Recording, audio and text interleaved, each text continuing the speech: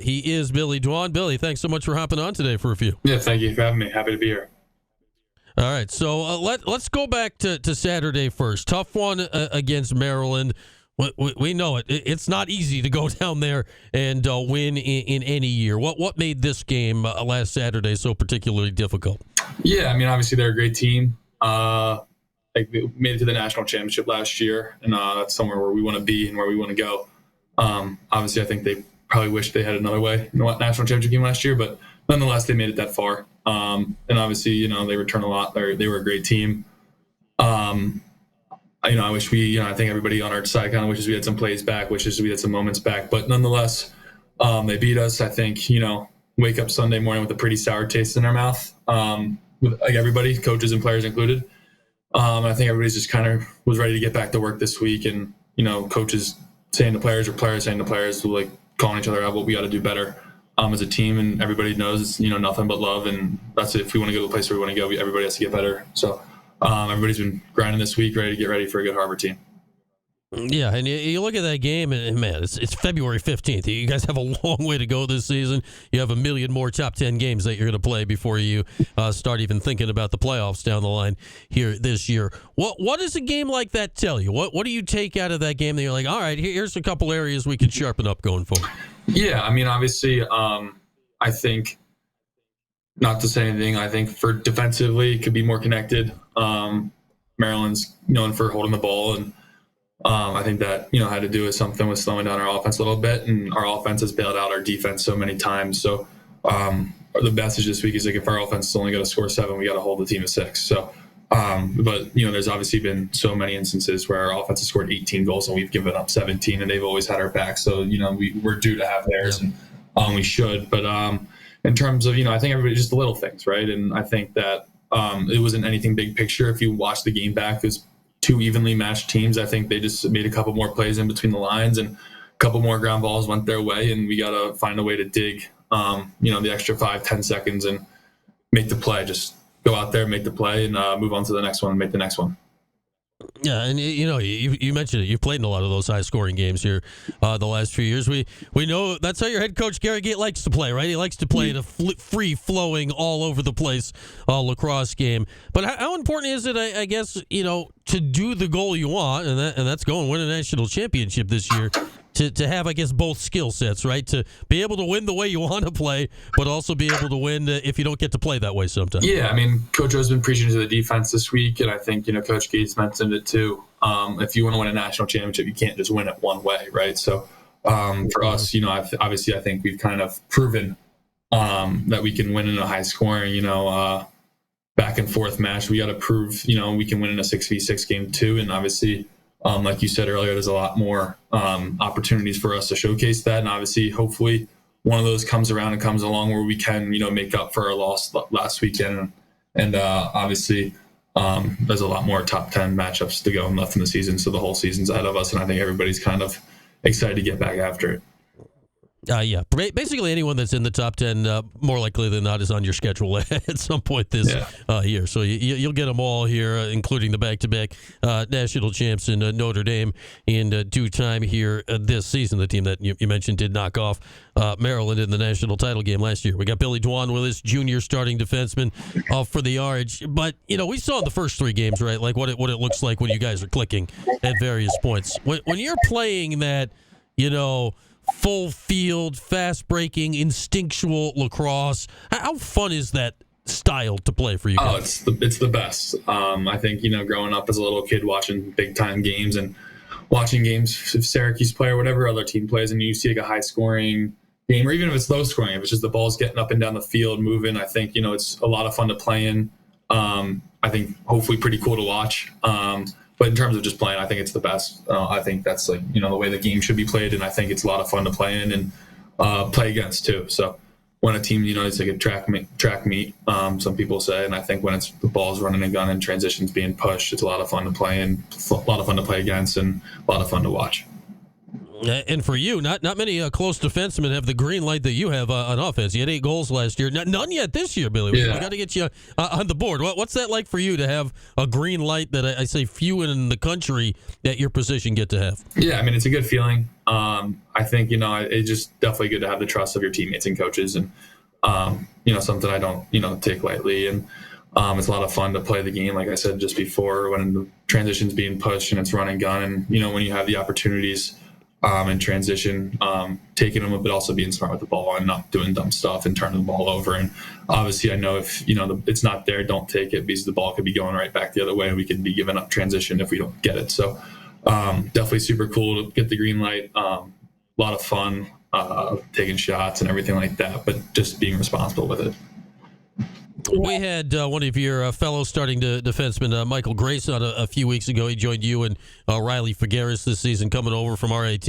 He's impressive to watch out there, a big athletic guy. What's it been like to play with him this year? Oh, he's awesome. I think me and him kind of bounce off each other a lot of stuff, just being both pretty big dudes that are also lefties, and having decent sticks and like to push the ball in transition. So we bounce off a lot of ideas from each other. I think that playing with him's, given me more perspective than it has before. And I think, playing with him and Fig every day in practice, or if it's games, is the best part of my day. So definitely super happy he came to Syracuse and, not other schools that we're playing against.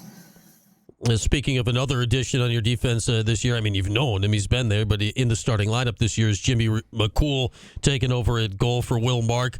That transition's always one of the biggest you go through on defense, right? When you have a different voice behind you. What's it been like working him into the starting lineup and, learning how to communicate with Jimmy this year? Yeah, I mean, I think obviously he's more than ready for the opportunity he's been given, and I think he's been excelling at it. But it's definitely a difference. Will Mark's seen, thousands and thousands of shots at the college level. I think he was top 10, I think, all time in saves and everything like that. And the maturity and confidence he brought every single day was awesome. And I think he kind of helped me, and I don't want to talk on behalf of the other defensemen, but he helped us out. And I think he also did a lot for Jimmy too. So I think, when Jimmy got the keys to the defense and, hearing his voice every day behind us in practice, I think he was more than ready for the opportunity. And I think Will, along with the other goalies, they all do a great job with each other and helping each other out. If it's, a freshman on senior, sophomore on junior, or senior talking to a freshman, right? So I think Will kind of led that group the last 2 years and did such a great job of getting Jimmy ready, but also all the goalies. So this year when, Jimmy stepped up to the plate, or if it's anybody else, they were all ready to go. I think we know the underappreciated part of goaltending. Like, we can all see a goalie make the save, but in many ways it's almost more important the communication they lead for you guys. What kind of communicator is Jimmy for you on the back end? Oh, he's a talker. He loves to talk, and if it's in the locker room or if it's on the field. And, for him, I think that's, what he's gotten a lot better at too, is just, learning. Obviously it's more than just see the ball, stop ball. And I think our defense, myself and Fig, who are both juniors, and Gracie, who's a fifth year, played a lot of lacrosse games, and not to mention all the other guys too, Nick Akemo, Caden Cole, all the D-Midi guys. Everybody's kind of logged in a lot of minutes here at Syracuse or at RIT. So I think everybody's kind of been, picking up some slack and helping Jimmy out. And I think Jimmy's been doing a great job and receptive to, what we've been telling him with the communication, like what people like to hear versus not liking to hear. And I think Jimmy's done a great job of having that. I think everybody's been doing a great job. So it's definitely a two-way streak. Billy Dwan's with us here, and Billy, you're one of the large and talented junior class here, right? That came in. A lot of you played a ton as freshmen, played even more last year, and now juniors often in a leadership position on the team. What's it been like for that group? Because you know what you were brought in to do, the goal of this program. What's it been like for you guys to go through now into year 3? Yeah, I think I wouldn't have it any other way. Just growing up. Lacrosse wise, on the field, off the field, maturing wise, with my class and my teammates is, the coolest thing. I think I've gotten to do here at Syracuse, and just spending every day with them if it's practice. But I think everybody's kind of just matured a lot, and being like freshman, wide-eyed, and like this is ACC lacrosse to now this is we played in every big game, we played in every moment. I think Joey said it in an interview or something earlier where there really are no excuses anymore, and we take it day by day and just try and get it done, and obviously be a leader, be a role model, verbally, non-verbally, however, everybody likes to do it. I think the cool thing about our class and even our team, there's obviously we have captains and everything, but everybody's a leader and everybody raises their voice at the right time, and it's kind of give and take. So I think we have so many captains and so many leaders, if that's my class or if that's the senior class, whatever it is. All right, for you guys on defense, because you got to deal with this every day. This Syracuse high-powered offense. So, what is the toughest part for you guys on defense of going against that group every day? Yeah, I mean, obviously, I think the toughest. That's a good one. I think the toughest part just going against them every day in practice. I think in the fall, obviously, when things are heated, or when we get back here in January, things are heated, and how talented those guys are. And I think there's, in playing defense, there's always an answer, like why something went wrong. And once in a while, you have to sit back and, you watch the film and you're like, they just made a good play. So I think that's the most frustrating part, I'd say, is, sometimes everybody's in the right spot doing the right thing and somehow the ball still ends up in the back of the net. It's definitely frustrating to play against. And sometimes you just have to sit back and, shake them in the hand. And that was pretty sick. So I think that's probably the most frustrating thing to play against. Obviously, how skilled those guys are and how talented those guys are takes the pressure off us D guys. So. For you, what's your toughest individual matchup on offense? Who's the guy they when you go against, you're like, oh, okay, we're got a tough day at the office today? Yeah, for me, I'm always pretty comfortable down below the goal. I think just playing angles and my size and using my stick. For me, it's probably Luke Roa, just in the sense of how two-handed he is, and he could be running full speed. You're with him one way, and you're forcing him to his left. And I think you saw it in the Towson game. He hit like an 18-yard shot, stuck in the corner. So there's definitely a lot of situations where you're playing great defense on him, and you could still shoot it from the parking lot. So I definitely say he's probably the tough, but nonetheless, I think any guy you go against is tough in just their own way. And if it's Finn Thompson off ball, or he'll see how deep he can shoot it, or Joey, how he can bulldodge you, he can feed you behind the backs, all that stuff. Then Sammy and Leo with their speed and change of direction. So I think all of those guys kind of bring a challenge. But just personally for me, how I play the game, I think Luke Roa probably presents the biggest one. I think you kind of just answered this part of it. I think it's very telling, because I like to ask this of anybody, offense or defense, on this team, and I feel everybody has a different answer. Is that telling to you of the the depth and various skill set of this team right now? That on some teams the answer would be all one guy because he's clearly the best guy. But with you guys, I feel you all, offense, defense, or otherwise, have somebody different you point out. Yeah, I think that's obviously a strength of this team, is the depth, and like I said earlier, like how many minutes most of these guys have logged, if it's guys that are playing or even guys that aren't playing right now. And everybody's kind of played and done their part and has a great role on this team. And I think that the cool thing is, too, is everybody has different strengths and weaknesses. So, for me on defense, like Michael Grace might have a different answer than me, which obviously might be different than Fig, just size, matchup, what people are comfortable with. So I think that's a pretty cool part about our team and our defense. I think I'm trying to remember when I asked Mike that a couple weeks ago. I think his answer was Finn. So everybody has their own answer to it, which is fun. All right, Billy. Last thing, it's Harvard coming up on Saturday. They're not a top 10 team, but they're still 15th. Like, they're still pretty good. What is this matchup you guys got to deal with on Saturday? Yeah, I mean, obviously they're a super talented team. 15 nonetheless.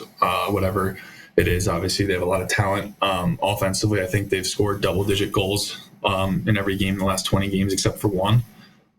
So obviously that kind of tells you how much firepower they have in their offense, and definitely something for us, our defense, to look forward to bouncing back against. And then obviously defensively, I mean, I'll leave that to the O guys, but they have a lot of talent there too, and they play the game hard, and I think they've had a couple of tough losses, close games, so I think they're probably ready to bounce back too, just like we are. So it should be a fun game, high pace. They play the game pretty fast too, so we should get pretty up and down the field, which is always exciting to watch. And then I think both teams will be probably ready to go. So looking forward to it.